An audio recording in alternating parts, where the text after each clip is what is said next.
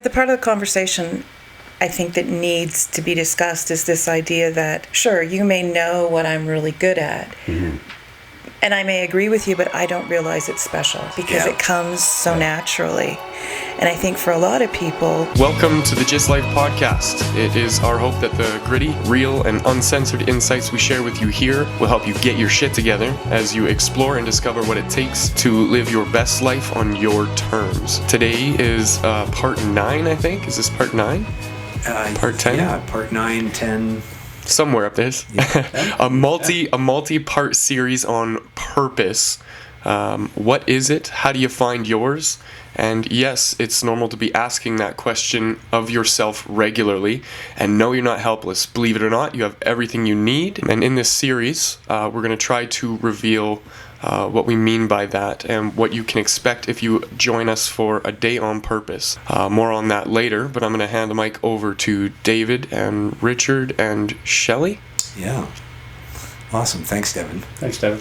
It's like I'm being dad all over again. It's so funny. So, Devin introduced us. Thanks so much, man. I really appreciate it. It makes a difference to actually know someone's in your corner to allow me to actually be on in the conversation in this manner. Yeah. When we have, I get present to it every time I hang out with Devin and really anybody with the crew. There's like 5 of us right now that come together every Saturday and we just create together and trying to figure all of that out.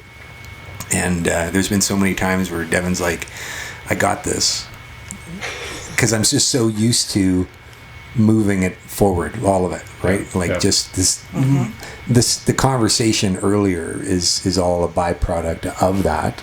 It's like, oh, well, if it's not going to be done, I'll do it. I'll just move it forward. Right. And to know that it's another muscle to build and strengthen that, to actually rely on others, that takes something. It does. Yeah. So that was, anyways, it was a bit of a tangent there. Well, no, but the dad metaphor really works because I when you're talking about that, I'm having this image in my head of the dad where there's stuff going on and the dad's just sort of hyper aware of everything that's going on, taking care of everything, including this whatever it is that has to go on. But it's all that other stuff in the background that nobody knows about.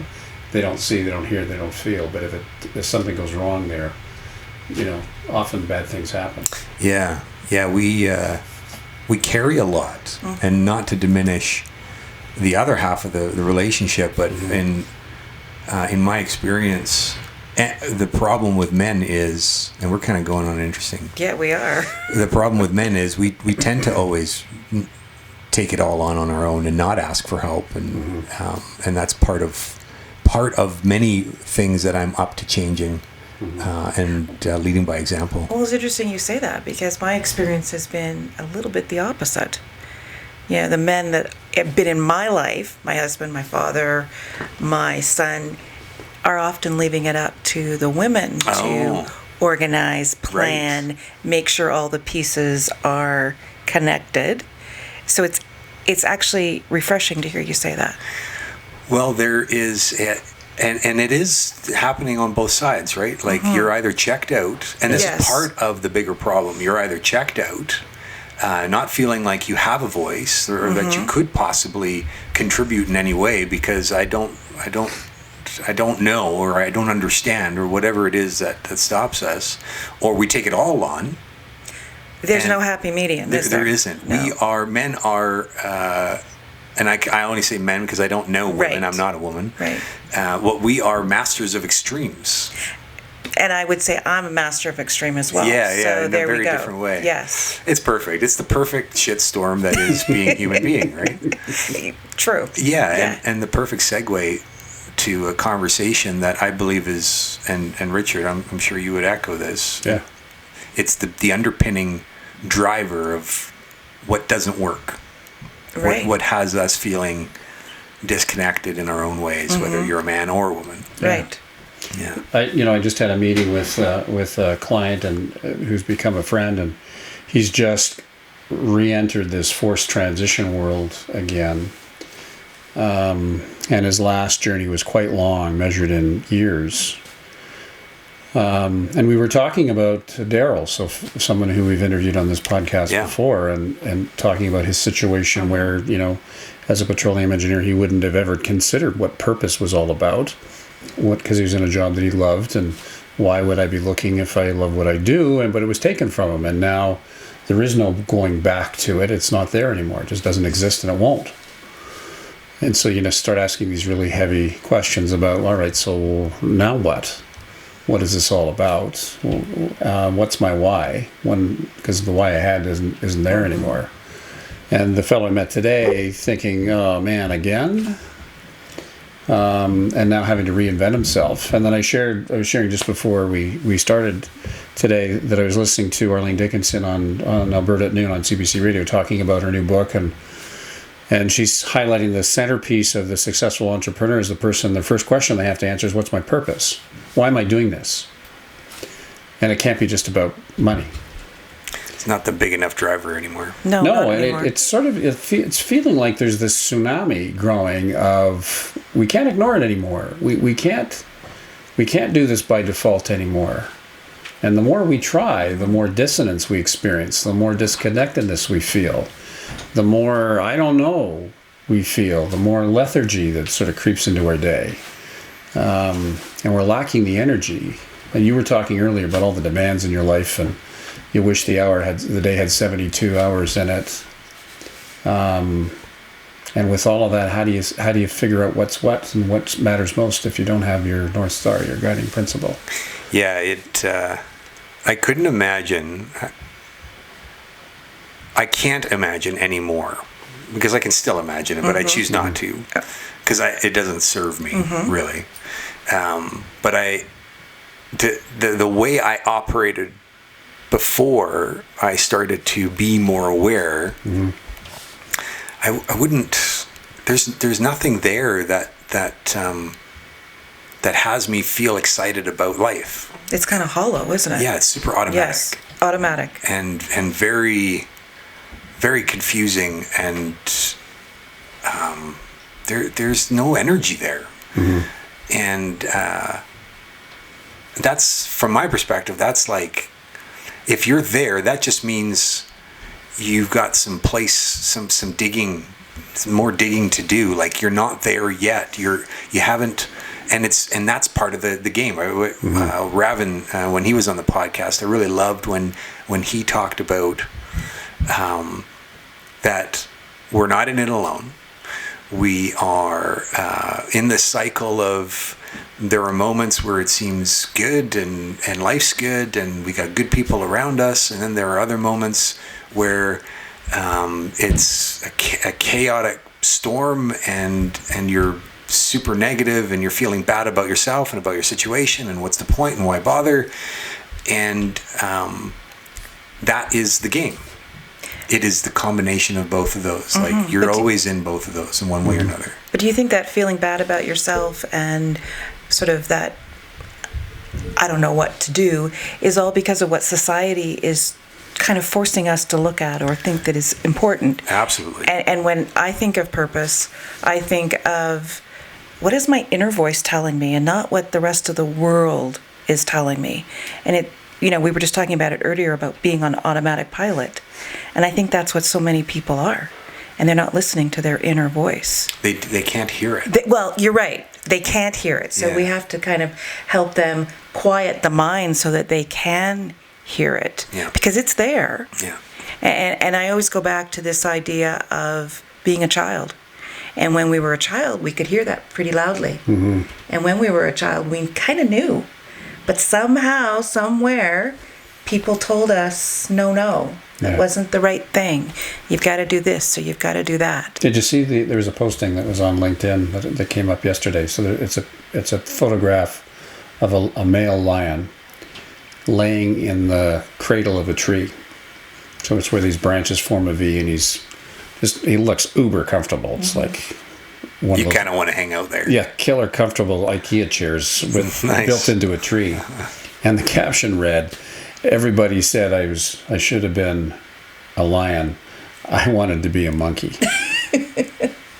Yeah. But it's it's interesting, and so then the author of that posting talked about, isn't it interesting how everybody in our lives, parents, people that know us really well, start with you should. You should. When you grew up, you should do whatever.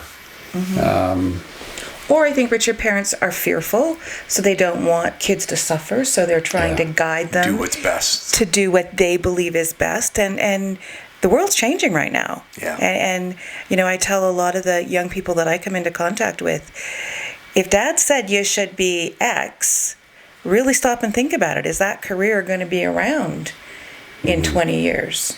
Because the world is different. Yeah. Well, and to your point earlier, if dad says you should do X, how do you feel about that? Well, exactly. Yeah. Are you lit up and excited by that idea? Right. Then it's probably worth exploring. Do you feel like a burden and a weight? Yeah. And a feeling of obligation? Well, and that's it. That's right. Then you should probably keep looking. Yeah. And tell your dad to. But that's the hard part. Oh, I know. I get it. That's the hard part. Although, you know what? So one of what I posted a response to this gal on LinkedIn because shoulds are everywhere for sure. But one of the things that I coach the clients I'm working with when they're trying to figure out their purpose is to go and talk to people that care about them, that they know really well, that they care about, and ask them, well, what am I really good at? And then shut up and listen. Don't debate. Don't talk. Don't comment. Just if you have a question about it, then ask for clarification. But otherwise, shut up and listen. Write it down. And so I take your point with the shoulds. If somebody's hitting me with, and it's a parent saying you should, I can tell you personally that set me off on a 20-year desert experience in my career, as I talk about in my book. But I think there might be something in there. Sometimes when people say that, especially if they know you really well, yeah, they want you to have a good career, a profession, be a lawyer, be a doctor, be whatever. Sometimes it's that sort of very textbook kind of approach. But also sometimes there's something that's resonating in them that's coming from you. They can see something you can't. Exactly. Who was talking about that? Was that Jen that was talking about that? Yes. Yeah. So, oh man. I mean, that just complicates things, doesn't it? Yeah, but so what I'm saying is you want to unpack it before you take it out in the blue bin or the green bin. Hang on to it for just a minute and unpack it. Say, okay, well, what other than this distasteful outer cover, what's inside there? So it's kind of like a pomegranate, open it up and see what's inside before you chuck it out. And then you may end up anyway. You may think, no, this is dad or mom saying I should be because it's reasonable, practical, blah blah blah. Has nothing to do with who I am as a person, but maybe it does. Yeah. Oh, well, and then there's that. I like to call it healthy anxiety.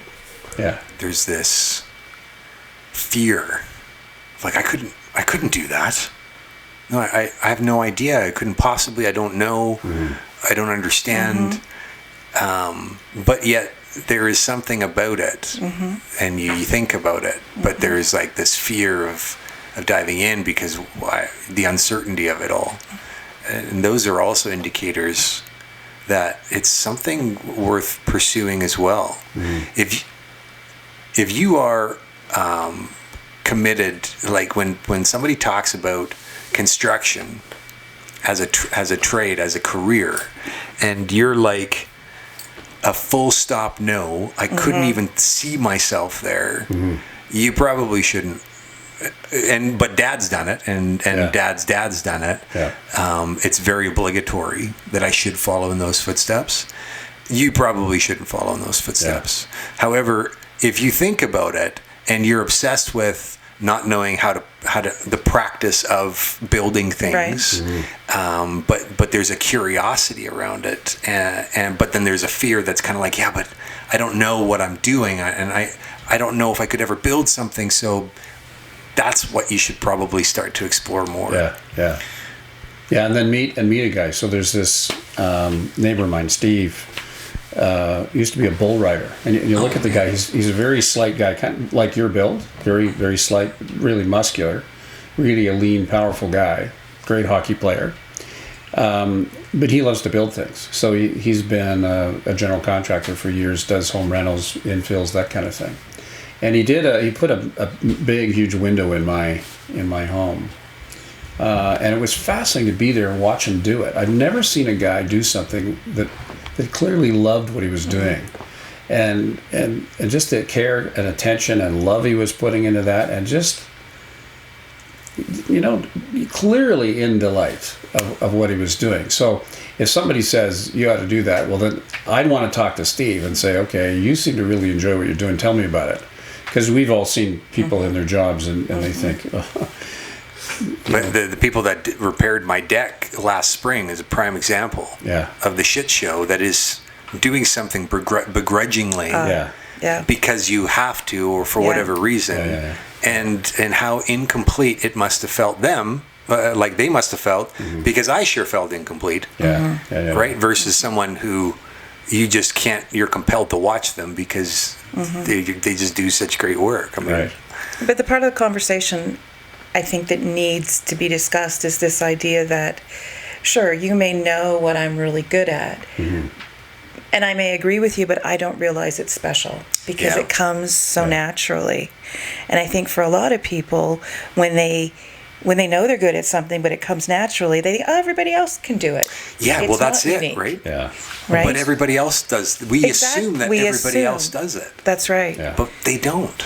And if we could help people understand that not everybody is the same, and that our uniqueness is really special and worth pursuing, that would be an amazing thing to be able to do. How did you uncover that for yourself? And it goes back to, being a child and being, saying to my mom I wanted to be a teacher, and she poo-pooed it, so I didn't.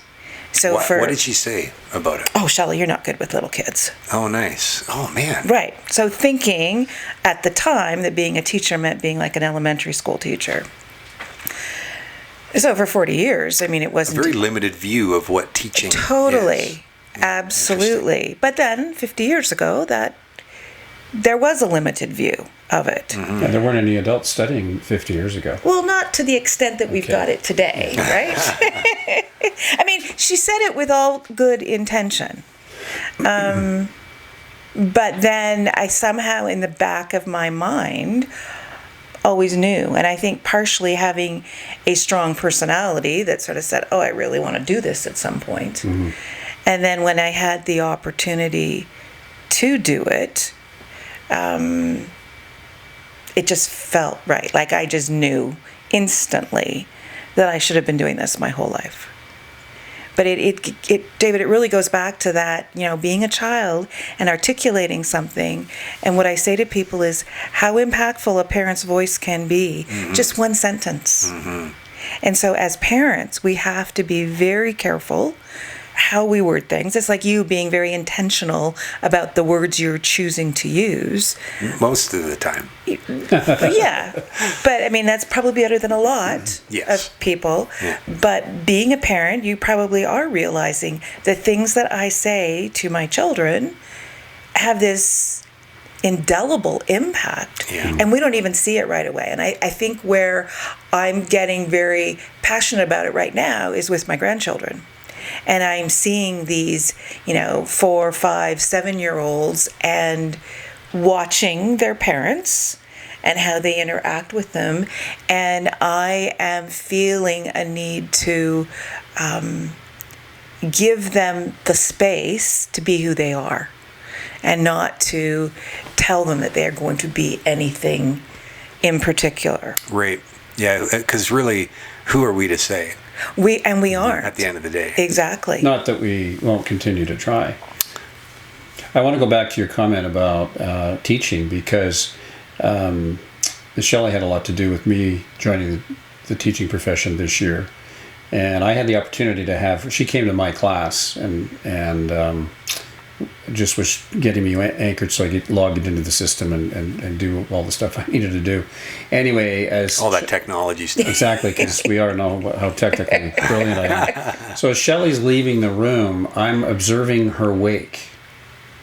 So the wake, the impact of her presence that's being left behind on the people that are in the room, these 35 or so students. And it was really interesting. I don't know that Shelley was even aware of it. because she was focused on getting me set up, which I'm still very grateful for. So she's walking out of the room, and it's almost like a boat going down a channel, and it's leaving these waves behind it. And Shelley was doing that, and you could see it rippling out over the people that were in the room, and what the expression that was happening, the change on the faces of the people in the room. And so there was profound respect, delight in seeing her. And then some quiet talk about Shelley and it's Shelley, and it was that kind of thing. It was really, really interesting to see. So when you resonate with how you connect to people, and you resonate with, this is really a lot about who I am. I'm if I'm not standing on the bullseye, I'm awfully bloody close. And when you're aware of and bring your consciousness to that kind of awake, the impact you're leaving behind. Wow, is that ever popular? I mean, powerful, not popular, but powerful. Yeah, you know what's wow is that this occurs as a surprise to you. It absolutely. Yeah. Yeah. Isn't it fascinating? Yeah. Yeah. How those ways of being that, again, to your point, we discount. We think everybody shows up that way. And then when it gets echoed back to us, we are genuinely surprised by it. That part fascinates me. I deal with it for myself on a regular basis. I did an exercise not too long ago. Reached out to about 30 people of various degrees of relationship to me, and I sent basically a survey for them to answer about what they knew about me in all sorts of little areas. And I do that on a regular basis to recalibrate and remind myself of who I know myself to be, or who I'm striving towards, and to see now how does that land in the world around me. And I'm still surprised by it. Like, I do it intentionally to get that feedback, and I'm still surprised by it. Yeah. It's fucked up. Isn't it? But that's also showing incredible leadership. Well, and because we know that leaders ask for feedback. Right. You know, they're humble enough to say, I'm not perfect, and tell me how I show up in your world. And then to make the tweaks, as obviously you want to make some tweaks, that's pretty powerful. Yeah. And I think to have the willingness, the comfort, the confidence to go out and ask for that feedback speaks volumes. Yeah, that's an opportunity for all of us. Totally. To courageously step into the uncertainty of other people's opinions of you. Yes. And like do the Titanic, right? If I were to put a cheesy visual in your head, like just surrender yourself to it. Yes. And you'll become bigger and grow from it. Oh, totally. You will grow. Yeah.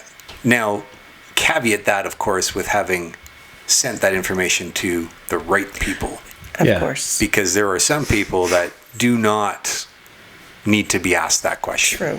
Well, kind of like the body needs nourishment, but a lot of the stuff that we consume doesn't nourish. Well, it comes out as waste, which, grand scheme of things, not particularly pleasant. Yeah. Well, the same is true with people in our lives, and the feedback or input that some people in our lives give us. Some of it's waste and needs to be treated that way. I don't mean to respond to it in an angry way or just anything not like partial. That, but just, some stuff you just got to flush and don't hang on to it. Don't keep it. Well, and Richard, was what it a you metaphor. Yeah. Sorry, it's a big graphic. But were you and I talking about that analogy, that belief out there that we are a reflection of the 5 people that we spend the most time with? Yeah. Right? So we also have to be diligent and aware of who we are spending time with. And are those people helping us grow, making us better, or are they pulling us down? That is one of the hardest things a person has to do. When I think back,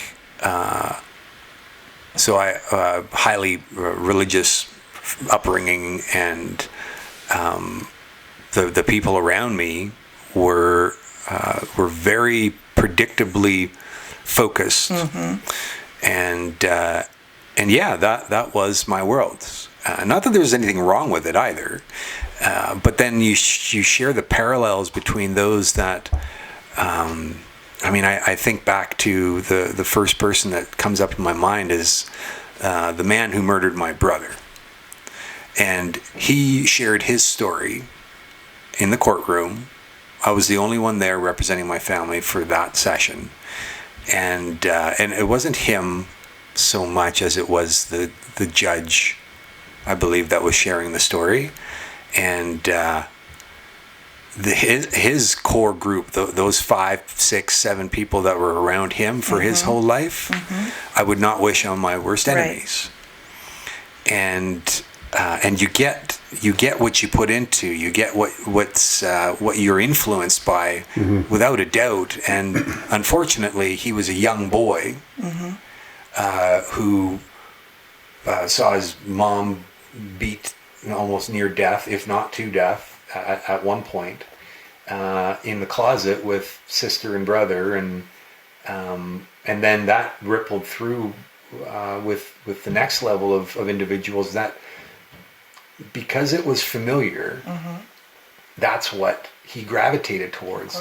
Didn't necessarily want to, had no other, it was a compulsion.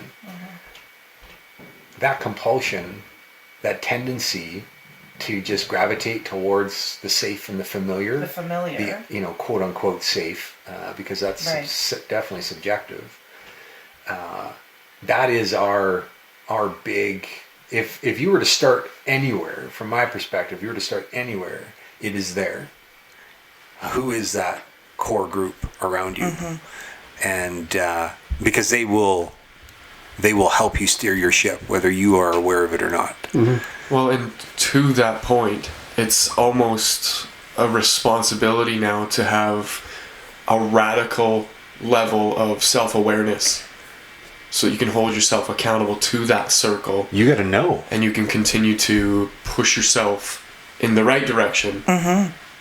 But then again, to whose reference of what's right and wrong, right? Because a lot of it becomes self-preservation, especially in a traumatic environment. So moving beyond that is kind of what the whole entire discussion that we're having is, finding your purpose. It's a new awareness. So he was not aware. There was not something for him to contrast his life and his experience and what was going on, to be like, no, this feels better. I want this. And maybe it was there, and I'm just making assumptions. But if for anybody speaking, this is now to your point earlier that the voice is there, but it's quiet, and you don't hear it. But it is trying to tell you something, and it's smart. It's tapped in. We are smart, right? Yeah. All of us are, about ourselves. We're so connected. We are. And we actually already have the answer. It's just whether we're willing to journey forth into something completely unfamiliar, to keep going. Well, with these people, our tribe, our people. I mean, I talk a lot about being interdependent rather than independent. This is not a journey that I would recommend you try and do on your own. It's impossible, I would say. Yeah, you get too much in your head. And so in a manner of speaking, it's these people that you'll gather around you, that are probably standing around you right now, that are more than happy to stand into this role, to step into it with you. Would actually be excited to. Exactly. And you don't have to make a big proclamation. Hey, David, I really don't know my purpose, so I'd like you to help me find it. Because if someone came to me and we hadn't had all these conversations, I might think, okay, Scotty, are you there, buddy? Where's my communicator? So that would be really weird. But I could enter a dialogue that's better than, hey, how's it going? How was work? The usual stuff we waste our oxygen talking about. The people will step into that if we invite them, and we need that, because it's kind of like trying to smell your breath by blowing into your hand or looking at the back of your head. It's just not really effective. But David said something that I think we really need to key in on, and that is the familiarity. We just do things that are familiar. And I think finding our purpose, if we haven't yet been able to listen to the inside, it's just starting to do a few things that we're not familiar with. Yeah. Start experiencing something a little bit different. I'm not going to say out of our comfort zone because that scares people. There's stuff that we can do that it might just be unknown. It could be comfortable. Where there's a curiosity. Yes, exactly. Yeah, just there's be curious. Yeah, there's something around us in any moment that we are curious about. Yes. And then the automatic nature of human being just dismisses it. Yeah. And it goes away and it's out into oblivion again. Yes. So this notion of paying more attention and listening more and listening to what the voice is has those I mean, we're talking about it all the time. Mm-hmm. We're curious about everything. This is why we are, good or bad in the state we are as human beings. Like we've evolved and we've accomplished a lot and we've done some stupid things and we continue to go on that journey because we are curious about a lot of things. And if we weren't curious, we would not have as many advances as we have today. No, we wouldn't have as many problems either, I suspect. But then, that is what it is. Right. So embracing the curiosity of how and being grateful for having been given the ability to have conscious thought and choice in the matter. Mm-hmm. I mean, these are things that we just don't even consider on a daily basis, right? Right. Well, and there's the punchline. That's a neat way to kind of wrap this up. Is it is truly enough to be on your way. Yeah. Yes. If you were brave enough to take the journey. Absolutely. Yeah. When I think about how we met, and so aligned with what we've just been talking about, you sent me a note on LinkedIn. I didn't even know you were live, and I don't know. I won't make that mean anything. Well, You didn't know me. I didn't know Yeah. you. I'd never met you. I didn't know who David was. Devin didn't either. Okay. And so you sent me this note on LinkedIn, and for whatever reason, my impulse, which might have been to ignore it in the past, was, sure, let's grab a coffee. And I recall having a really good conversation, and now, however many months later, here we are sitting in this room together and on this adventure together. Mm-hmm. And I asked you, would you join? And you said, sure. And I'm still blown away that you did that and delighted that you did. And then thinking about Shelley, because we sort of started this journey together on this project. How long ago was that?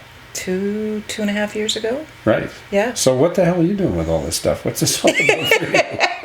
I did want to ask that because, you have this preponderance over abundance of uncommitted time, lots of other competing demands on your time, and you dove into this. What was that about? I spend so much of my time, both in my corporate career and now in my academic career, with people that are so unhappy. Mm-hmm. And I believe that they don't need to be that unhappy. Mm-hmm. And if they did, just listen to their inner voice. So me being a part of this is a little bit of, walking the talk and telling people that there is a way to be happy and to find that fulfillment. I've just spent too much of my career with unhappy people and wanting it to be different. Mm-hmm. Yeah. Well said. And you stand on where you're now, the you've become, with this very appealing confidence and what seems from the outside looking in, complete belief that I'm doing exactly what I need to do, with who I need to do it, how I need to do it. Like I've got this direction. Mm-hmm. Am I? Yeah. You pretty much nailed it. Okay. What a great place to be. Yeah. And it takes something to stay on the path. Yeah. Yeah. And particularly in light of, what you shared today. All kinds of reasons where you get bumped off the path. And that's a doozy. So many. But I'm reminded because I have systems and structures in place. So I'm an anomaly on many fronts in that I'm highly creative. I really started my journey as a creator, as a designer, as someone who wanted to create things meaningful for people visually. And then through this whole journey, saw the need to like do it with purpose.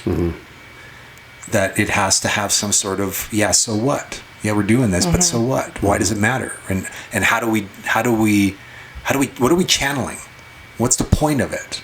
And so this drive to have system and structure to support the creative process just became part of my operating system. But I'm constantly ebbing and flowing between being super creative and just freedom, right? Complete freedom to create, and then bringing in the structures to support it, to move it to a certain objective. Right. And that's been my what really makes the difference in my everyday is there are many times I don't want to do it anymore. Like it's taking too long. It should have arrived. Like all of these unrealistic expectations driven by culture and society and the Instagram world. And I should have had it already based on what? We're not fucking sure, but okay. And then we just keep on going. But then these structures, when I use them, and I take some time and I reflect and I use complete what I'm intending to complete for the day, I get reconnected to the bigger driving force, and so it's a combination of both of those that I can't not have it. If I were to stop the system and structure, I would stop my ability to create, and if I were to just focus on being highly systemized and structured and not be creative, there would be no excitement. Yeah. Right? Like it's the perfect dichotomy, the balancing of these two. It's like water and oil, but they're like gelling. You can make an emulsion. Yeah, totally. They are in a perfect state. So. And the cool thing about all the stuff we're talking about, I'll shut up, Devin, in just a second, is that when you put yourself in the company of what we're talking about and people who are playing with this stuff, it is so contagious. Yeah. It is so contagious. All people have to do is show up and find out what we're talking about. Hands down. Devin, tell us more about what that means. The first ever Day on Purpose conference will be happening here in Calgary. A Day on Purpose is bringing together a fantastic community of speakers and presenters, people like you and me at various stages of uncovering their own purpose. It will be a day of stories and discovery that will work to make a very high level and at times hard to understand topic relatable and uncomplicated. You are brave enough to start the journey, and we'd love for you to join us.